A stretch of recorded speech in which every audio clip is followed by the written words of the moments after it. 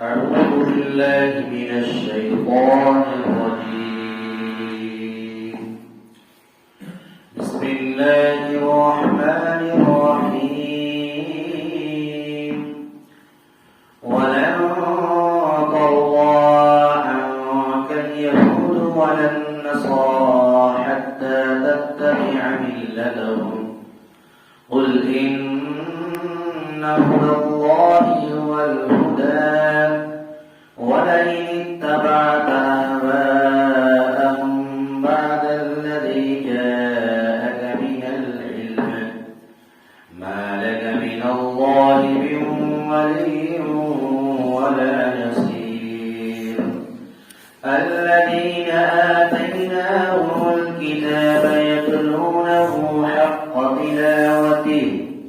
أولئك يؤمنون به ومن يكفر به فأولئك هم الخاسرون.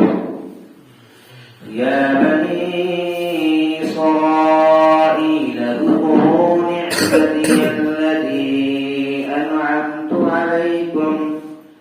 أنعمت عليكم وأني فضلتكم على العالمين.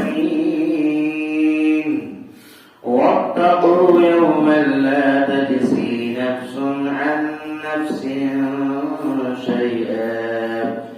شيئا ولا يقبل منها عدل ولا تنفعها شفاعة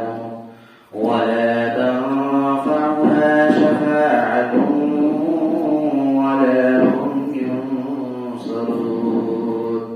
صدق الله العظيم.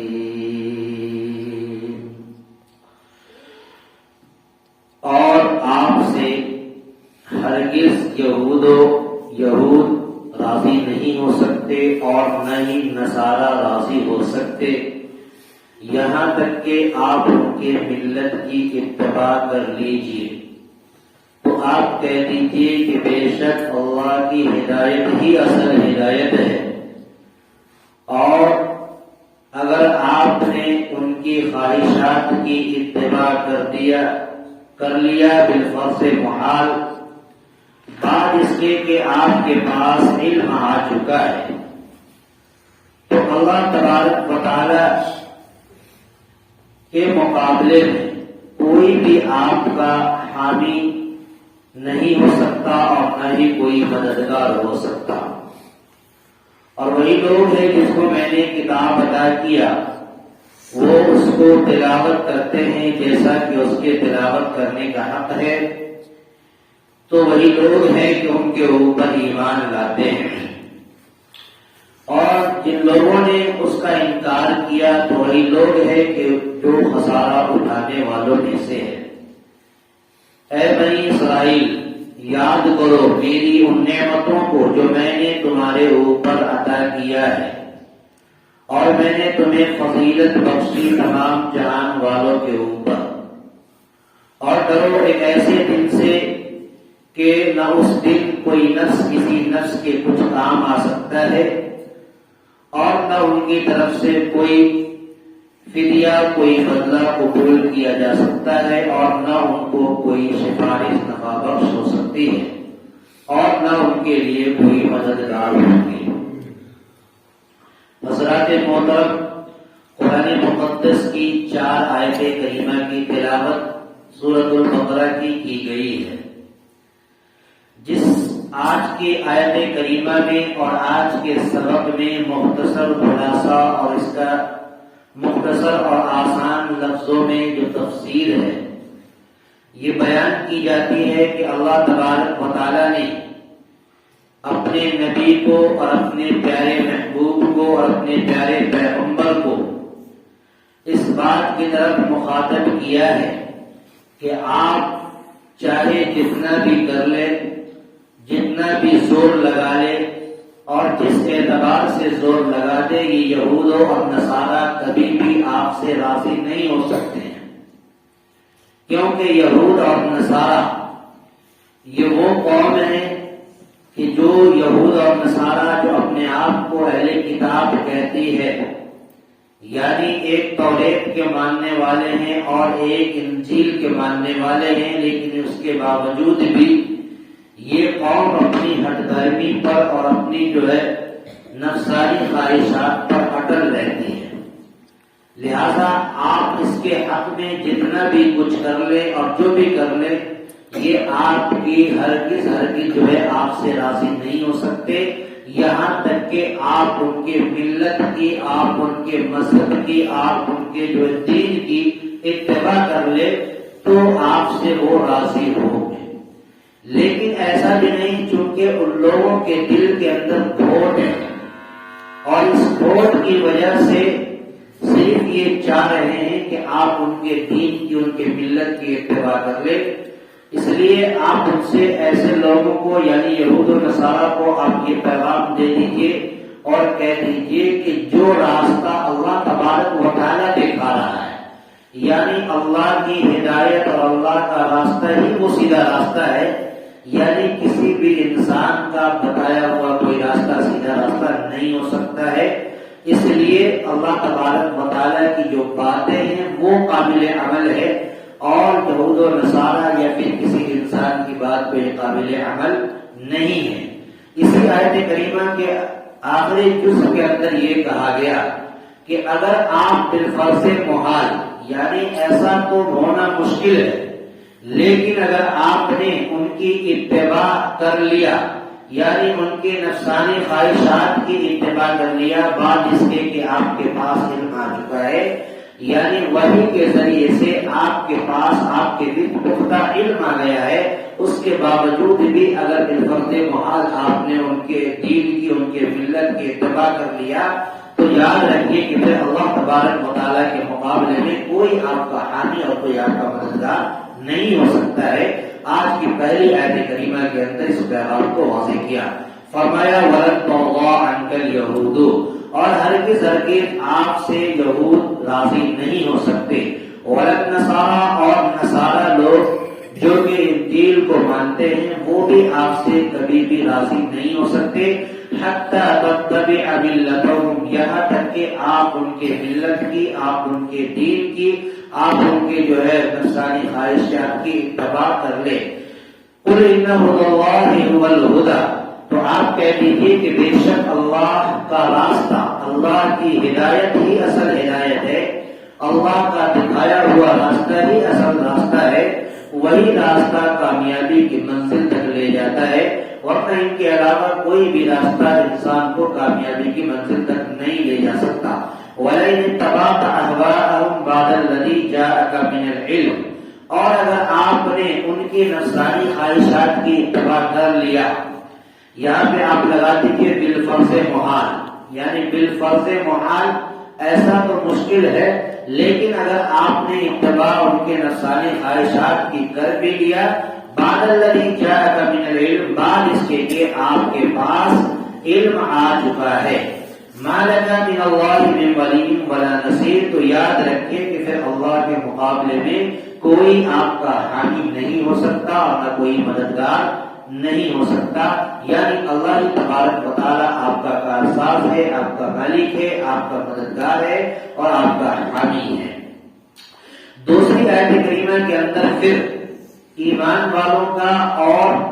خاص طور پر اہل کتاب کا تذکرہ کیا، جس کے اندر یہ کہا گیا کہ وہ لوگ ایسے ہیں جن کو ہم نے کتاب عطا کیا اور اس کتاب کی وہ تلاوت کرتے ہیں جیسا کہ تلاوت کرنے کا حق ہے، یعنی تلاوت کرنے کا جیسا کہ حق ہے۔ اگر وہ کتاب کی تلاوت کرتا ہے اور اس کے ماتحت چلتا ہے اور اس کے مفہوم اور مفاہیم کو اپنے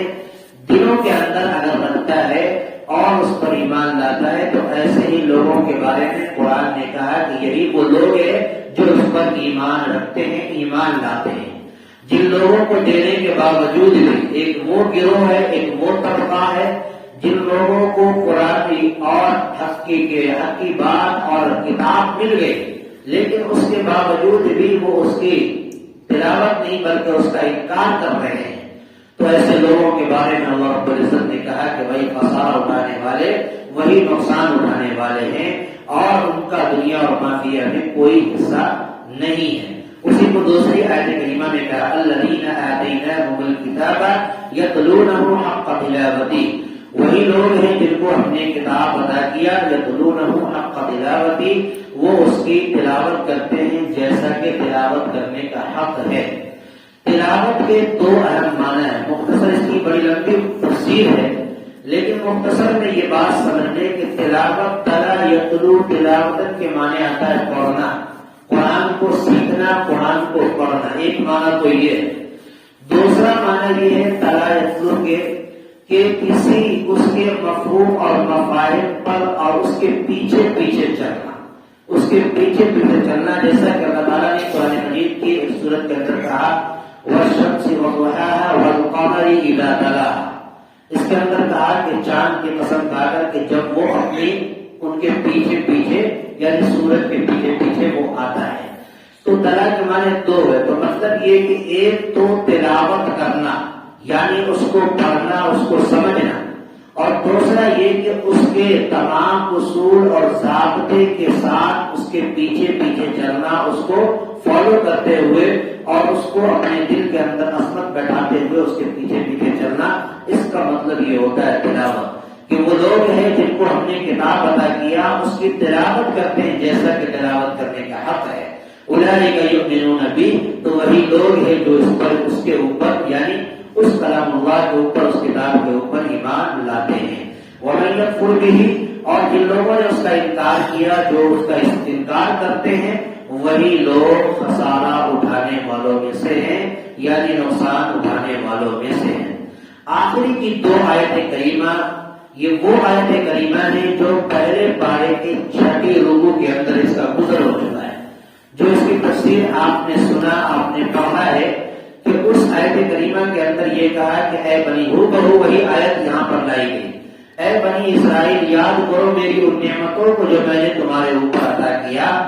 اور میں نے تمہیں فضیلت بخشی ہے تمام جہان والوں پر، یعنی اسحاق، حضرت اسحاق کی اولاد کو ان نعمتوں کا ذکر کراتے ہوئے اللہ رب العزت نے فرمایا کہ میری نعمت کا تذکرہ کرو جو میں نے تمہارے اوپر کیا ہے، اور تمام جہان والوں پر میں نے تمہیں فضیلت بخشا ہے۔ کم سے کم اس کو دیکھ کر کے تم تو ایمان اس کے اوپر کتاب اللہ کے حق ہونے پر لا سکتے ہو۔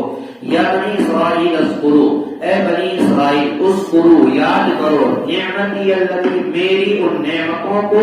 انعمت علیکم، جس کا میں نے تمہارے اوپر انعام کیا ہے، وانی فضلتکم علی العالمین، اور بے شک میں نے تمہیں فضیلت بخشی ہے تمام جہان والوں کے اوپر۔